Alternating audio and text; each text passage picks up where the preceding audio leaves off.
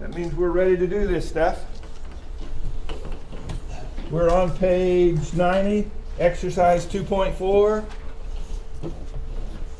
And I'm going to sit down again today so I can write on the tablet. This cold weather is making me a little shaky, so just deal with it, please. Question 2. Suppose that the number of elements in A, did you see how I read that? If you've never seen that before, then write that down in your notes. In, right here. The way you read that is the number of elements in the set A. That's what that little N in front of there means. The number of elements in set A is 12, and the number of elements in set B is 6. You understand what we're reading now? And the number of elements in the union of A and B is 14. Okay? Now we've got the information. Now we have to draw a picture. So I draw my circles, A and B, and notice it said the number of elements in A is 12. So I just put a 12 out here in A. See what I'm doing? I'm filling in the stuff for the circles. And the number of elements in set B is 6, so I put a 6 in set B. But look what this said. The number of elements in the union of A and B is 14. What's 12 plus 6? That's 18, isn't it? Well, how come I have 18 and they say the number of elements in the union of A and B is 14? Here's why. I have 18, they say 14. What's 18 minus 14? 4. So guess what? The intersection of A and B is 4.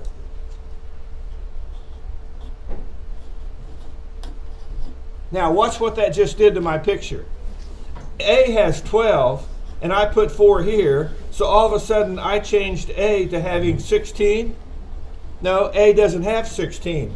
A only has how many? How many elements in A? 12. Thank you very much. I appreciate a little help this morning. The rest of you, just cold weather early in the morning, going to be a little slower warming up to this. So there's only 12 here. So if 4 of them make up the intersection, then how many are out here? 8. Because 8 and 4 is 12. Is that a cute little trick? Okay, now if 4 are here and I had 6, it's not 6 out here anymore, it's how many? 2.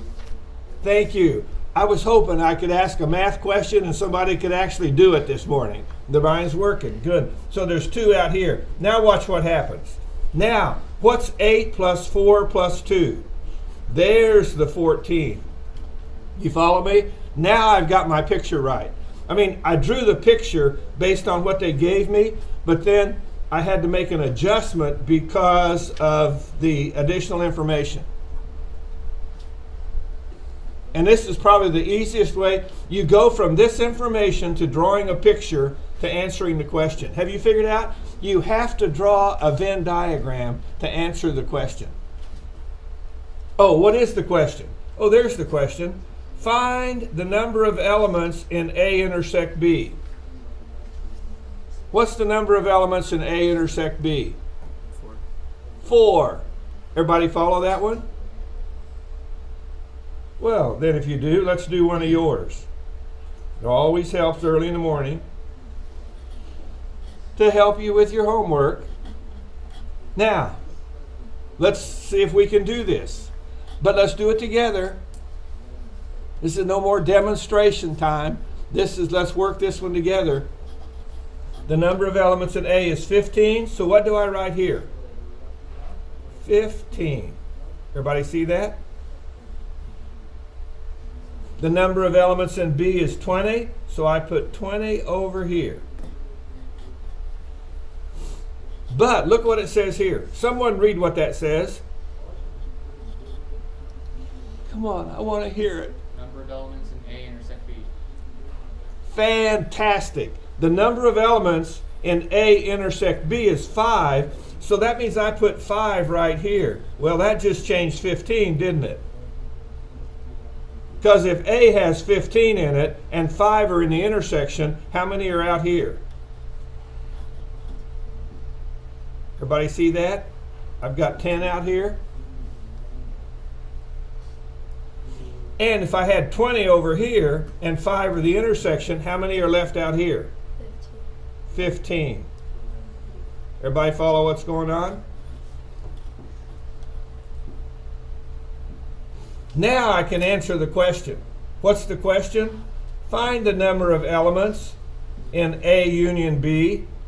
So that would be 10 plus 5 plus 15. What would that be? 30.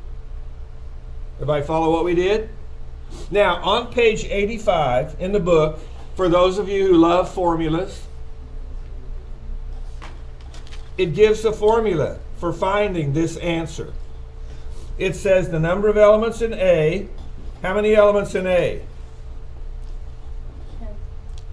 No, A total. Oh, 15. Thank you. I knew that's what you were thinking. You just were looking at that little Pac-Man bite out there. 15. How many elements in B? 20. Good. 20. Minus, add these two. This is the formula from page 85. Minus the number of elements in the intersection, which is what? 5. Equals, what's 15 plus 20 minus 5? 30. The same answer we got up here, by just looking at the picture and adding the 3 parts. So for those of you who like formulas, this is how that formula on page 85 works. But you don't need the formula if you take the information and draw the picture and then just say, hey, if you unite the 2 circles, you have the 3 numbers added together. Well, let's move on to number 4. What does number 4 say? There are 50 students in algebra, so I just put a 50 in circle A, and 30 students in chemistry, so I just put a 30 here.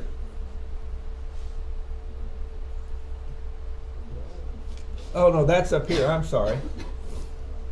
50, the number in A is 50, the number in C is 30. So they just want me to learn how to write that notation. Okay? In parentheses A, close parentheses, equals 50. In parentheses C is 30. And how do you read that? The number of elements in A is 50, and the number of elements in C is 30. Okay. So that's A and B. Now let's do 4C. The total number of students taking either algebra or chemistry if it's known that none of them are taking both classes. So if none of them are taking both, then for C, they don't intersect. You follow that? I draw 2 separate circles. And if I have 50 in algebra and 30 in chemistry, then I have a total of what? 80 students taking algebra or chemistry. Now, D, question D, the number of students taking algebra and or chemistry if 10 are taking both. So the first thing I do is put a 10 in here. I have 50 in A and 30 in C, and I have 10 in the middle. So what goes out here in the little Pac-Man part of A? If there's 50 total and 10 are taking chemistry and algebra, then how many are just taking algebra? 40. Thank you, 40. And how many are just taking chemistry? 20. Everybody see how to fill these pictures in? So now here's the question. What's the number taking algebra and or chemistry? 70. And that would be 40 plus 10 plus 20, and that would be 70. Well, that doesn't look like a 70.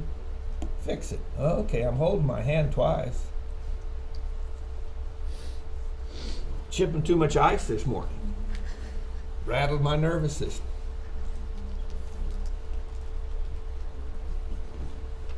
Numbers. Any questions so far? Is this making sense?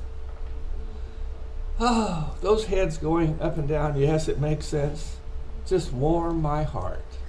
At this time of the day, to focus this much on math and think this hard, you're to be commended on such a cold, icy day. Man, did anyone drive here today besides me? The ice on my windshield, it was like, I couldn't believe it. It's crazy. I had to chip it off, get in there and warm up again, and I still had the defroster going and chip it off some more. It was disgusting. Made me want to think about skipping class. For those of you who chipped it off and drove here, you're to be double commended. No, I wouldn't miss this class for any. Number 6, on checking with 100 families. So I have 100 families. So do you see what I'm going to do? I'm just going to put 100 up here in my universe. Everybody follow that?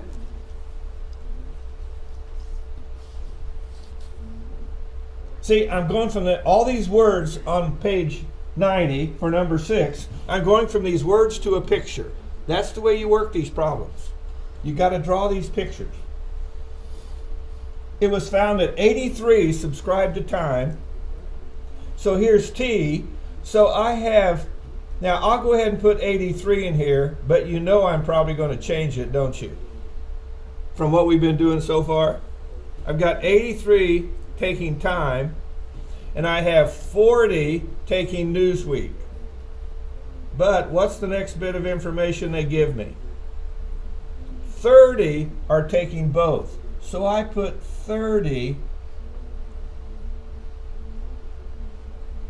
Now once I put 30 in there, then I have to cross out 40 and 83, don't I? Everybody see you see the process we're doing here? So now what do I put out here instead of 83? 53. Good. And what do I put out here instead of 40?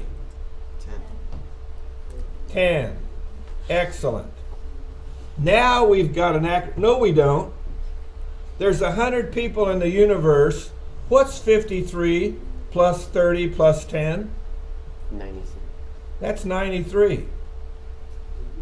And then there's 100 people in the universe, so I've got 93 of them here. So what's 100 minus 93? 7. So I cross out this 100 and I put down here, I had 100 in the universe, but I've already got 93 accounted for. So I put 7 down here in the corner. And these 7 don't subscribe to either magazine.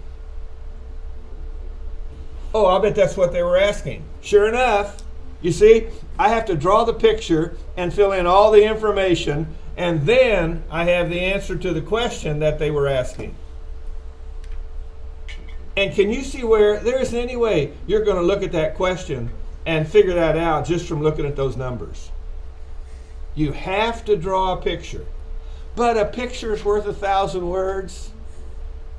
And after a while, doesn't it kind of be, okay, I won't say fun today, but isn't it a little satisfying to know that you can take all of these words in a math book and draw a picture of what the words are telling you, and then the picture answers the question? That's the technique I really want you to pick up from running through these practice exercises. So let's jump down and do number 8. The more we do, the better you get at it. Mr. Enroll, the registrar at a university, what a name for the registrar, has observed, wow, 1, 2, 3, 45% have a 9 o'clock class, 45% have a 10 o'clock class, 40% have an 11, 20 have a 9 and 10, 10 have a 9 and 11, 15 have a 10 and 11, and 5 have a 9, 10, and 11. Now, do you understand, with all that big list of information, if we started at the top like we did on the easier problems, we're going to be marking out numbers all day long. So, magic technique. I've written it down here. Build the information picture from, what's it say? The bottom up to the top. Now, the reason I wrote that there is because I want you to learn to read upside down, or from the bottom to the top, or from the last to the first. Because, and put this in your notes, there'll be a question like this on the test, and this is the key to answering the question right. This is the technique that gives you the right answer without a lot of gobbledygook. And so what's the first thing we look at for problem 8 if we're going to follow these instructions right here?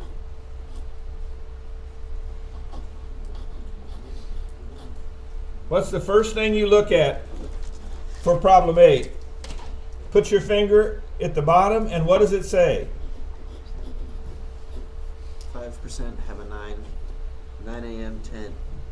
So do you see right here where the 3 overlap? I put 5% in there. Does everybody see that? You see that's where the 3, the 9, 10, and 11.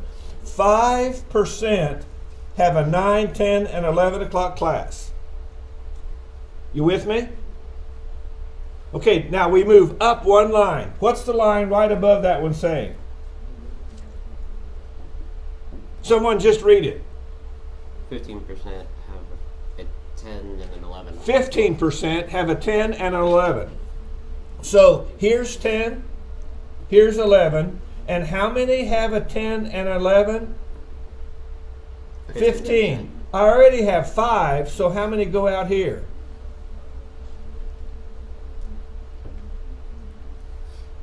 10. Everybody see why that's 10%? Because the 10% and the 5% make the 15% having a 10 and 11. So I'm doing the subtraction while I'm working my way up the chart, up the information. What's the next line? Going up. 10% have 9 and 11. So here's 9, here's 11, and how many have 9 and 11? 10%. I already have 5%, so what goes out here? 5%. Because 5 and 5 make 10, have a 9 and 11. So now we move up one more. What's the next line up say? Someone please read it. 20% have a 9 and a 10 a.m. class. So now we're looking at 9 and 10, and it says 20% have a 9 and 10. So what number goes in here? 15. 15. Because 15 plus 5 makes 20. See how I'm saving myself marking things out and having a whole bunch of scratching stuff starting from the top down? You just go to the bottom of the page, work your way up, and when you're finished, you've got all the information just as clean as can be. I think we will. Let's keep going. What's the next line up?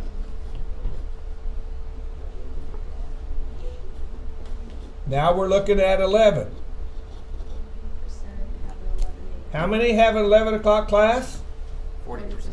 40%. How many do I already have in here? 10, 15, 20. So how many go out here? 20. Everybody follow that? Because I have 20, 30, 35, 40. Move up one more line. What's the next line up say? 45% have a 10 a.m. So now we're looking at 10 a.m. and we have 45, but how many do I already have in there? 15, 20, 30. So what goes out here? 15. 15. Everybody follow that? Have I lost anybody yet? If I have, raise your hand and let's talk about it. So now we're ready for the first line. And what's it say? How many have a 9 o'clock class? 45%.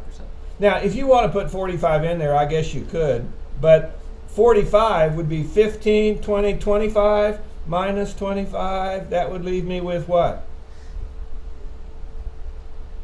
20.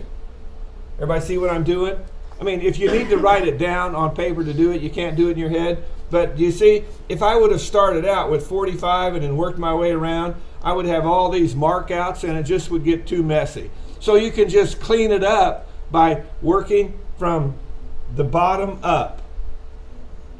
So write yourself a note that every time you see one of these problems, I mean, the easy ones like we did at the first, it doesn't make it, it's no big deal if you have to mark something out because it's just 2 or 3 bits of information. But when they give you 1, 2, 3, 4, 5, 6, 7 bits of information, which they will give you on the test, you're going to have to start at the bottom to work up to get a useful picture. Because now watch, I can answer the questions. What are the questions? What percent of the students have only a 9 o'clock class? What's the answer to that question? Only a 9 o'clock class. How many are only 9 o'clock? 20. 20%. And those are percents. I just didn't write them in there. So be sure and put the percent on your answer. B. Question B. What percent have no classes at all? You go, I don't know. I didn't figure that out. Well, let's just add them up. What's 20 and 5 and 5 and 15 and 15 and 10 and 20? 20, 30, 40, 70, 90. Is that right? 90 out of 100%, that leaves 10% out here who aren't taking any class at all. Do you follow what happens? I had to add all of them together that are taking classes to find out that 10% of them. So what was that question? No class at all? 10%. Is that all they want to know? That's a lot of work for just 2 little questions, isn't it? But that's the way you find it. You say, no, the test will be a multiple choice test and there will be 5 answers. I will just look at them and pick one that feels warm and fuzzy to me. Well, I'll bet if you do that, you'll probably pick the wrong one. You say, yeah, but this is just way too much work. Number 10. What's number 10 say? Use the table in problem 9. Okay, that's the table on page 91 for this personnel distribution. Can you read that table? Well, let's find out. Use the table in problem 9 to find the number of people in the following sets. 10A. What are the number of people in the intersection of A and S? Okay, here's S.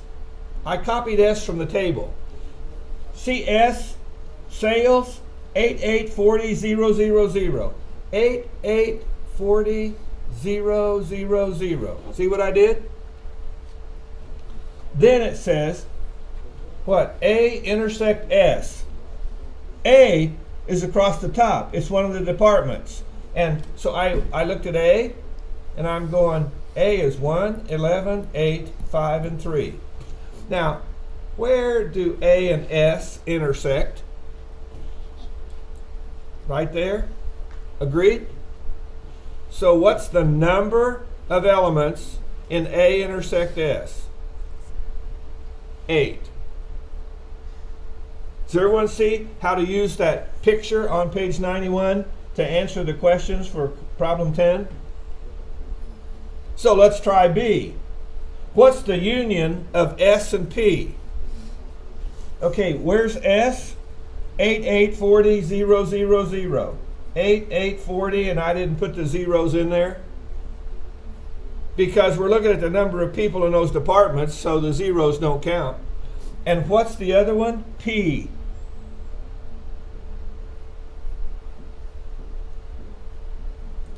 S is sales. And P is purchasing. And what's purchasing? 1, 14, and 7. Everybody agree? You see where I'm getting my numbers? And what would it mean to unite those? Put them together? If you put 8 and 8 and 40 and 1 and 14 and 7 together, what number do you get? Well, 56, 78, is that right? Did I add right? Good. What does C say? Or is there a C? Yeah. Yeah, C says, where does M intersect the complement of A? See that little thing up there? Where does M intersect the complement of A? Okay, where's M? There it is, manufacturing. Okay, so here's a row called M, which is 5, 7, 0, 9, 2, 23, and 37. I forgot to put the 5 out here. Why did I do that? Oh, because I was doing the intersection of M and the complement of A. So here's M, and here's A. Where do M and A intersect? At that 5. And I want the complement of A. I want to know where M intersects with everything outside of A. So that would be 7, 9, 23, and 37. Do you see that? Now, I want to find SK. No, I want the complement. Is that what it says? The complement of SK. So here's the column, SK. The complement of SK, just take your pencil and lay it on SK, and the complement of SK is everything else on the chart. Okay? I'll put my pencil down there so I can keep writing. Cover up SK, and the complement of SK is everything else on the chart. And I want to know where all of the other stuff on the chart intersects with 7, 9, 23, and 37. It intersects at 7, 23, and 37. So what's the number of elements in that set? Well, 30 and 37 would be 67. Everybody follow what I'm doing? Good. There's another one. My goodness. What does D say? S? What's S? 8, 8, and 40. I put 8A, 8C, and 40. Since 8's twice, I'm designating the two separate 8s. And what's the complement of A? Everything outside of A. So I take my pencil and cover up A. And I'm going, where do those two intersect? At 8C and 40.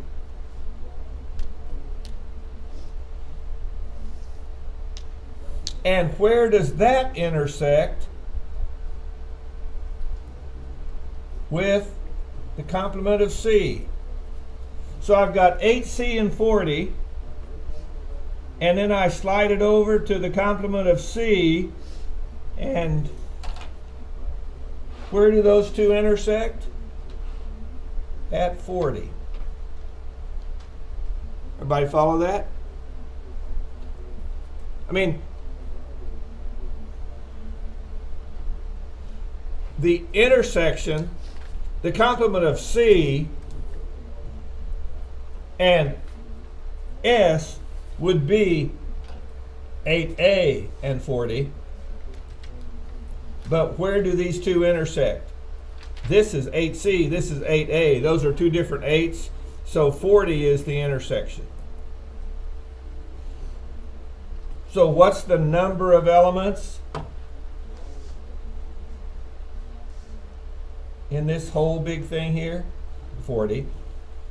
How cool is that? Is anyone having as much fun as I am this morning? It doesn't look like it. See, I used to think that some of you were smiling. I told my wife, some of the students in this class are having fun. They're smiling while we're working through these problems. And she goes, Tom, they are not smiling at math. They are laughing at you. I'm going, what? They think it's funny that anybody in the world could enjoy math as much as you do. I'm going, what? Are you sure? She said, if you don't believe me, ask them. I'm not even going to ask. I don't want to go there. I would rather think that you're enjoying mathematics. I heard somebody say it, dream on, dreamer. Number 12, problem 12. In a survey of 100 people, oh, do you see that big list of stuff? So what do? We read from the bottom up, right? So let's do number 12. Watch, since we've done this once, this is what's cool about this. Once you've walked through a process, once you've found a path through the forest, it's easy to go back and forth again after that. So let's do number 12. What's the first thing we look at? Someone read the first bit of information that we want from problem 12. 3 owned all 3 kinds. I'm going to change it to black. 3 owned all 3 kinds. See where I put the 3 in there, where all 3 circles overlap? Then what's the next thing I read? 10 own utilities, stocks, and bonds. Utilities? What is it? Don't put that, it looks like a compliment. 10 owned utilities and bonds.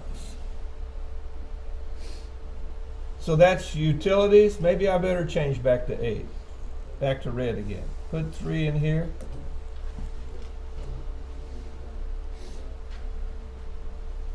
And then 10 own utilities and bonds. So what number goes in here? Everybody see why that's 7? Because 10 minus the 3 that are already there. What's the next thing we read? 23 own transportation and bonds. So what number goes in here? 20. Everybody see where 20 comes from? Move up one more line. What's the next one say? 13. 13 own utilities and transportation. So what goes in here? 10. 10 and 3 make 13. What's the next line we read? 70 owned bonds. So I want 70 here, but I already have how many? 30? So what would go out here? 40. 40. Everybody see that? And what's the next line? Up. 15 on transportation. What? Oh, 15. Because I'm thinking, how could they say that? I've already got 33 in here, but look what it says. 15 on transportation only. So they've told me the number to put in there is 15. Everybody follow that? Because they said only. Then what do they say next? Now we're up to utilities. What's it say? 5 own utility stocks only. There. Now we got it filled in. Now we can answer the questions. How many investors own bonds only?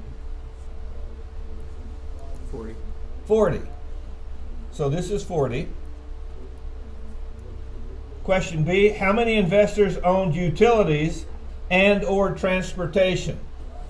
So utilities and transportation, how many would that be?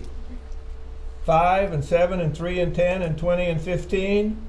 That would be 25, 45, 60. Did I add right? And then C, how many investors owned neither bonds nor utility stocks? You know, I better check on something here. Do these numbers add up to 100? Does 5 and 7 and 3 and 10 and 20 and 15 and 40? What does that add up to? 10, 25, 45, 60. That adds up to 100, doesn't it? So there's no people out here. In a survey of 100 investors, there's nobody out here who didn't invest in any of these. But I'm just checking it out because of what's happened in the past. So, What if it doesn't equal 100? what? What if it doesn't equal 100? If it doesn't, Yeah.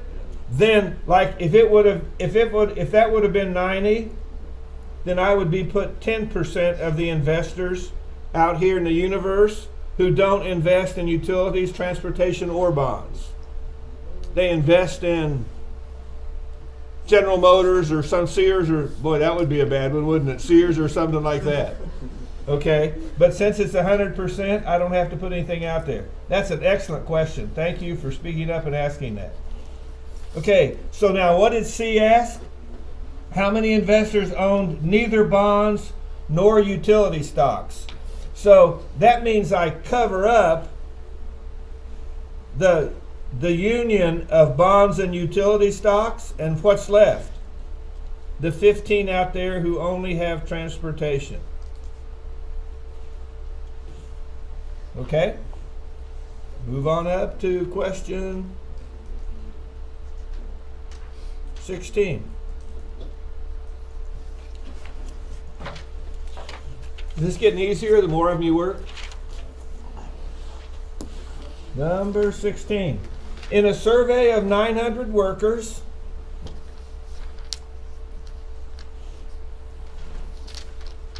oh, 500 own a house, 600 own a car, 345 own a boat, 300 own a car and a house, 250 a house and a boat, and 270 a car and a boat, and 200 have all three.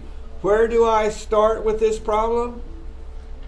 See why, since they just had it all jumbled together in a paragraph, I wrote it out here in a list, and I start down here and work up. So what do I put first in my picture? Houses, cars, and boats, 3 circles, and I put 200 right there. Everybody see that? Starting down here. They own a house, a car, and a boat. And then 270 own a car and a boat. So if I already have 200, what goes right here? 70? Everybody see that? Because it's 270 that own a car and a boat. So I've checked off this one, checked off this one. 250 have a house and a boat. A house and a boat.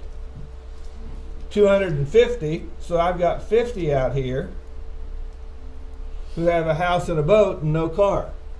You follow me? Because that makes 250 that own a house and a boat.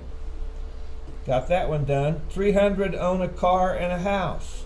So now we're looking at a car and a house, and that's 300. We have 200, so we have 100 more out here. We got that one done. 345 own a boat. So boats, 345. What do we have so far? 345 minus what? 250 and 70. Would that be 320?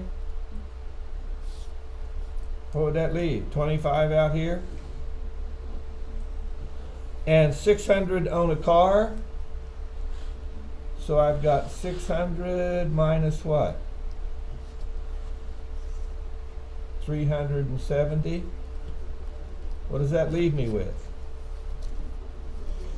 0, 3, 230. So I've got 230 out here. 230, 300, 500, 600. Yep, adds up. And 500 have a house. And I've got 350. So 500 minus 350 leaves me with 150. So I have 150 out here that only have a house. Now I'm ready to answer the questions. Oh, no, I'm not. 900 people were surveyed. What do these numbers add up to? 150, 100, 200, 50, 25, 70, and 230. What does that add up to? 300, 500, 600, 825. And I had 900 people. So how many people out here? 75 people down here in the universe that don't have a house, a car, or a boat.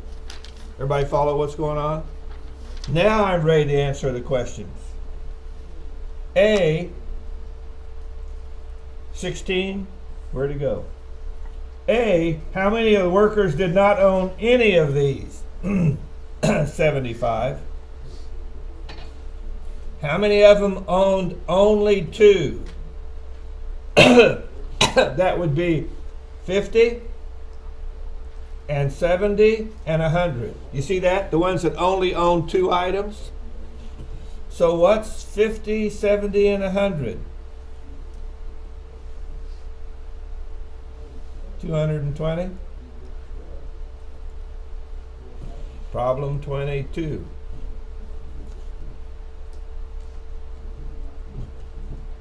I mean, 18 is the same kind of thing again. Start down at the bottom and work your way up. So let's jump over and do 22.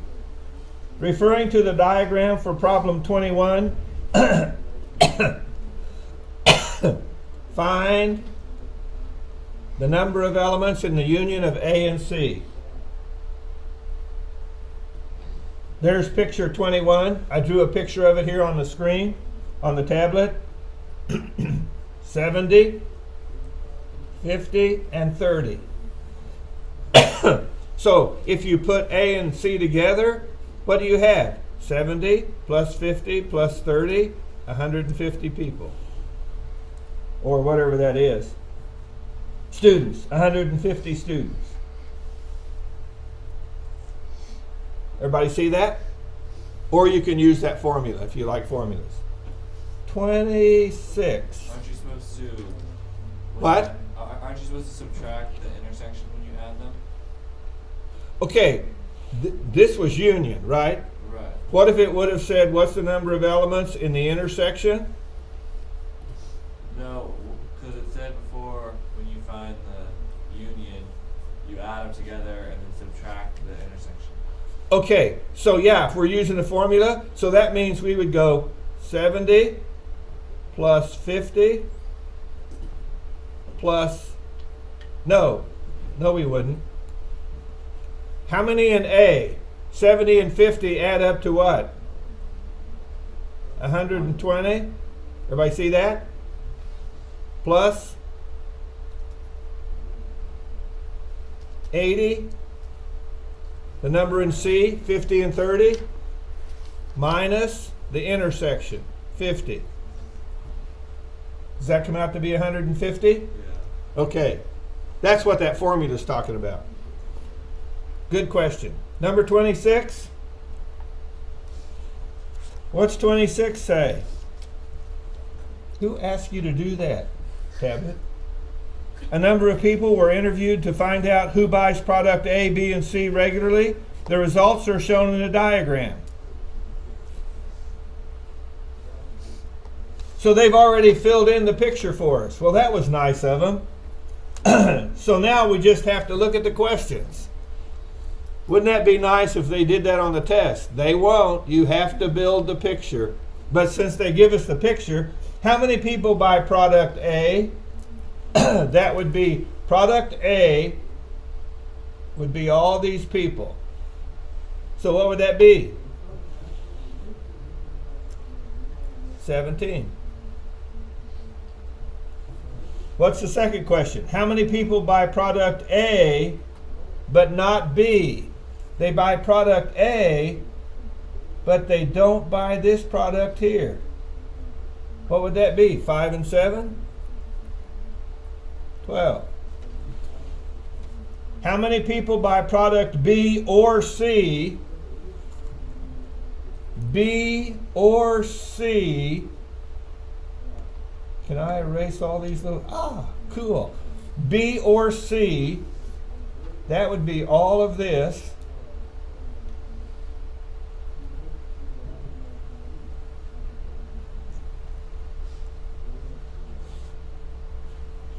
But what? But not A. And that would be take all of this out.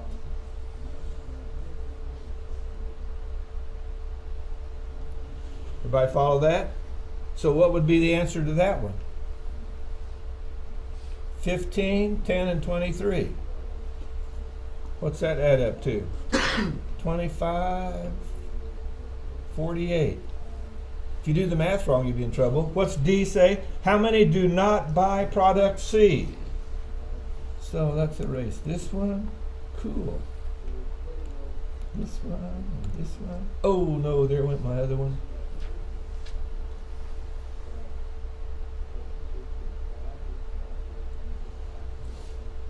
How many do not buy product C? So I want everything, go back to red, everything out, no, go back to red, everything outside of C. Do not buy product C. That would be 5 and 3 and 23 and the 20 down here in the universe that don't buy any of them, which adds up to 43, 46, 51. E, how many people were interviewed? Well, you just add all the numbers together and you end up with 85 people were interviewed. Okay? And it says stop. So that means you don't work problem 26. That means you stop with problem 25. And we're done with this assignment in the allotted time. Thank you. Any questions? Which number do we stop at? Stop at 25. Now, if you didn't work 26 with me, wouldn't it be fun just to do it on your own, just for kicks? Even if you don't have the answer to check it? Okay, I'm going to stick around to answer questions for a while. I'll turn this off for the online people.